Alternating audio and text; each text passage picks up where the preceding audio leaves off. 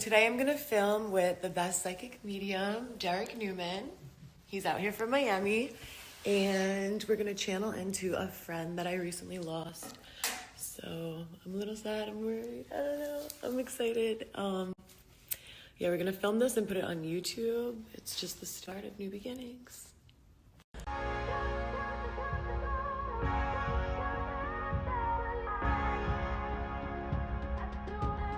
For many years, I immersed myself in many different career choices, only to come up short or fail. I realized I wasn't living my true purpose because my true calling was always within myself, and my purpose was to heal.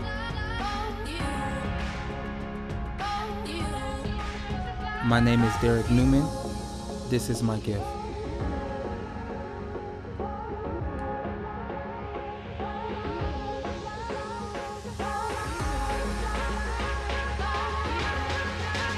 Now, we did a reading before, but we never did a mediumship reading. And I want to connect her to her friend that she has lost. This was a special friend of hers, and I'm very grateful to have this opportunity to read you. I feel like you needed it. I do. And thank you for being on the show. Thank you for having me. You're an honor. Right. She's an amazing soul, an Thank amazing you. person, amazing person. And I'm very happy that we're here today. So you know the process. I'm going to call in my spirits and call in my angels, and then we're going to pull into Taylor. I'm going to call Taylor in, and she's going to start channeling through me, and she's going to give you everything that you want to know. And then she's going to start showing me symbols to only you would know, like a connection to that. And then she would give you opportunity to ask her questions that you know that she knows the answer to. And if you want more closure, you can ask deeper questions as well. Okay. But she's gonna start coming in and trying to say her piece first, and then she's gonna give you the opportunity to say what you need to say. Okay. All right. So, and then if it doesn't make sense, feel free to say there, that doesn't make sense. Or can you clarify? Okay. Because I want people to know this is very, very genuine, okay? So right away she's coming in because my breathing has slowed down. She's coming in with anxiety, and there's definitely some depression that she has been dealing with, because I just started feeling this amount of sadness before her death, okay? And this is why she attached to you mostly, because she was that's you understood her. It was nothing judgmental. And she said even when, oh my gosh, she's so funny. She said even when she went on her sex binges, you never judged her, okay? And she said she would talk to you about her stories, and you'd be like, girl, you did all that? And she was and she want to talk about her death first, okay? Now, what she's saying is, and she wants to admit, she said, and I hate to say this, but do you know that she keeps showing me she was doing a combination of multiple drugs. Yes. Okay? And then what she's saying is that prior to her death, that night of her death, she was she didn't feel no effect. She felt numb. That's why she took more than what she was supposed to take. Okay? Because she showed me the drug overdose. Yeah. And she was well, when I took the stuff, I did not feel anything. She said, I didn't know. Yeah. But her body, the way her body was, she told me her body was her body could not handle it, consider her weight and her mass. She's telling me, okay? And I feel she was this petite person, and she showed me, she's there, my body, I can't really metabolize the way other people can metabolize, because she said my weight wasn't really where it should have been. Okay? She was underweight probably. And she said that you were remembered, you remember her being this small person.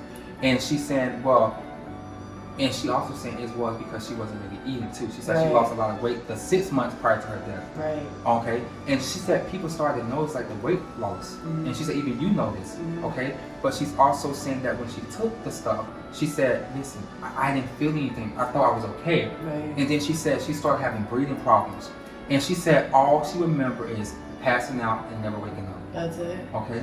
And she said, I didn't feel no pain. Really? I didn't feel anything. She said, I felt a little bit of my chest going out, I felt difficulty breathing. But she was that's all I really felt. Really? Okay? And she said, I remember just passing out. I remember not waking up. Okay?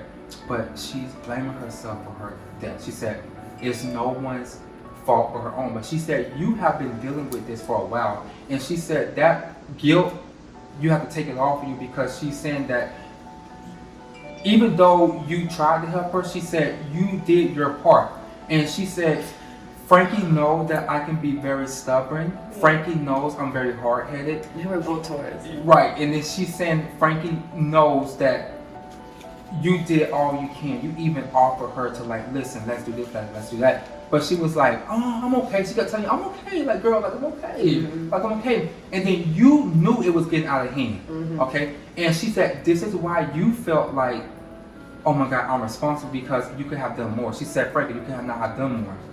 But she's saying that you're more of like saying, oh, you know, what can I have done? Like, and you try to look for options like, well, maybe I could have done this. Well, maybe I could have done that. Well, maybe I could have done this. She said, no, Frankie, you could have not done anything. She said, so get that out of your head. She said, you did not cause my death. She said, you were one of the best friends she ever had. You offered to let her come stay with you. You said something about come staying with you as well. You offered her to come stay with you. Yeah. And she said she's appreciative of that. She said no one knew about that. She said because, but guess what? She said that's how Frankie, that's how you operate that. Yeah. You don't tell her business to people. Ugh.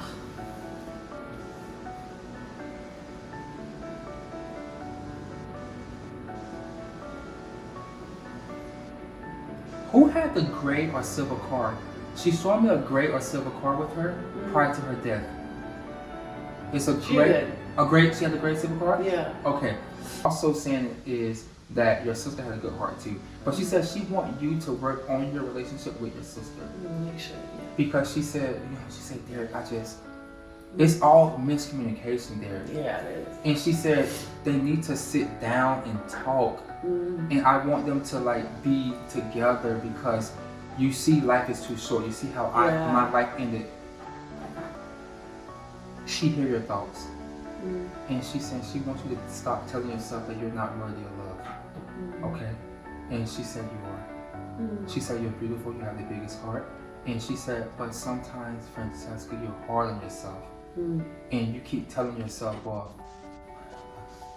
maybe I did this, I deserve this. She said no. She said this year she really wants you to focus on yourself. Okay? She said do this for her, because she's living through you. She said you deserve the love that you always give to people. She said you never got that love back, no matter, even with your family.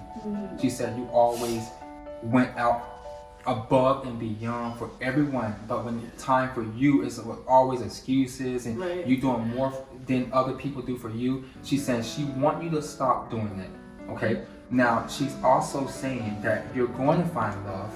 Yeah. She said she wants you to stop worrying about that. And she's saying that, okay. She paused when she said this, and she said,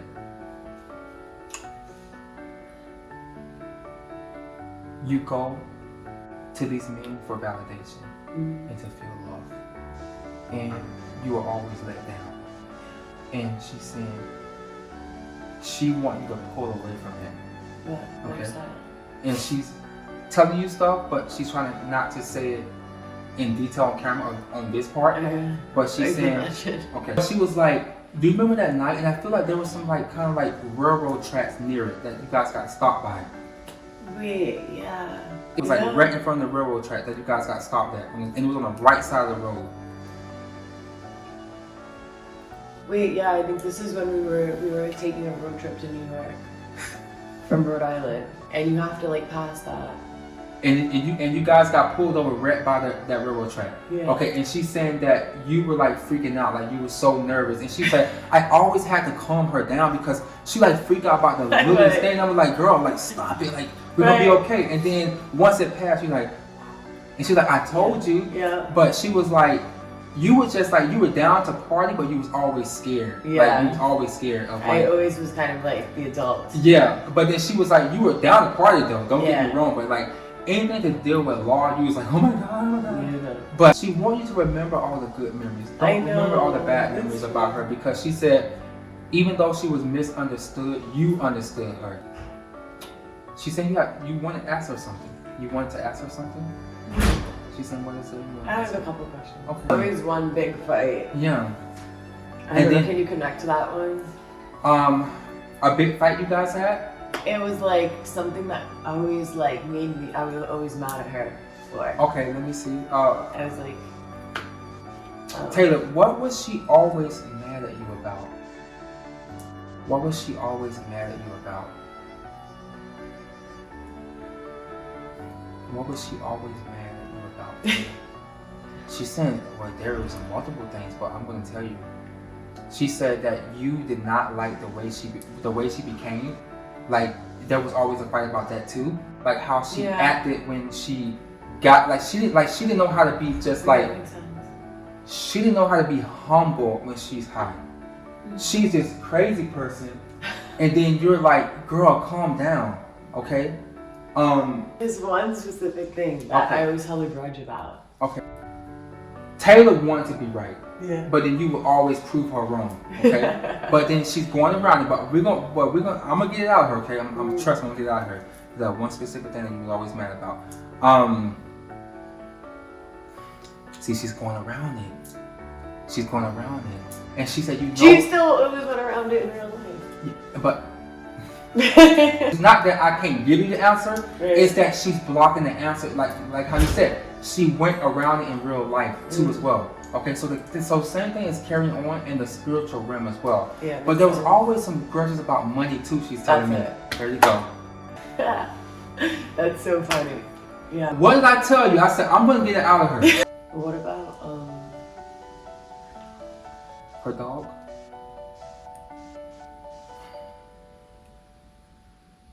She's not really wanting to talk about the dog.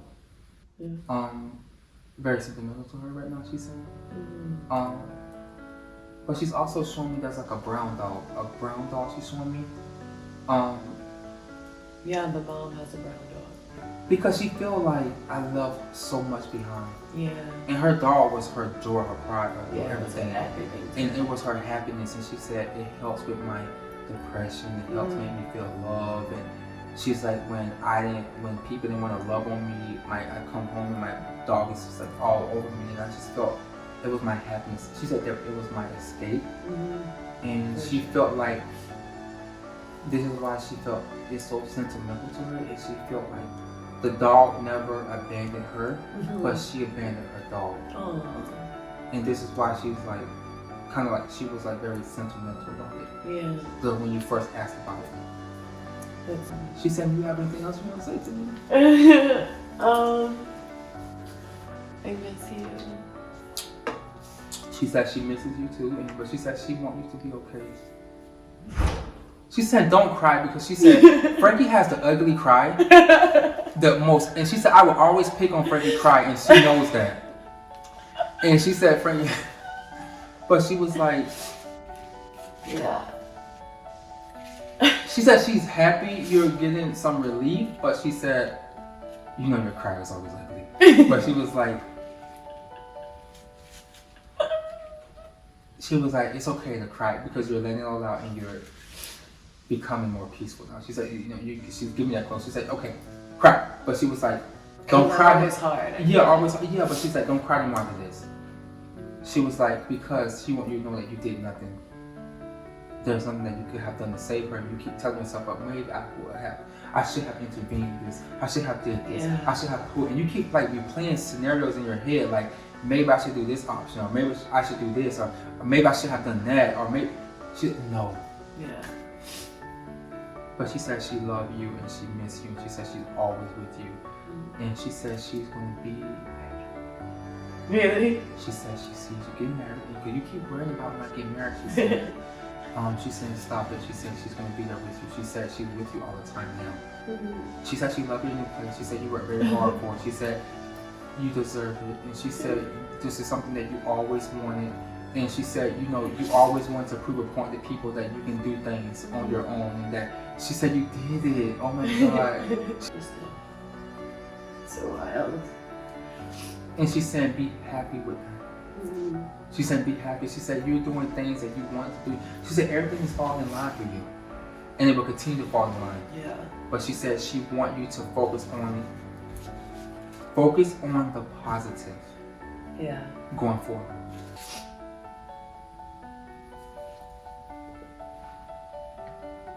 It's kind of like she was nailed down, like she was like lower than you. Cause she like kind of like came in like a little bit lower than you. It's like she came in like a little bit like on your chest area, okay? So it wasn't like a face to face kind of like her. It's like she kind of like lower and she came down, okay? Which means that she could have been shorter than you as well. She was. Okay, yeah, that's confirmation. So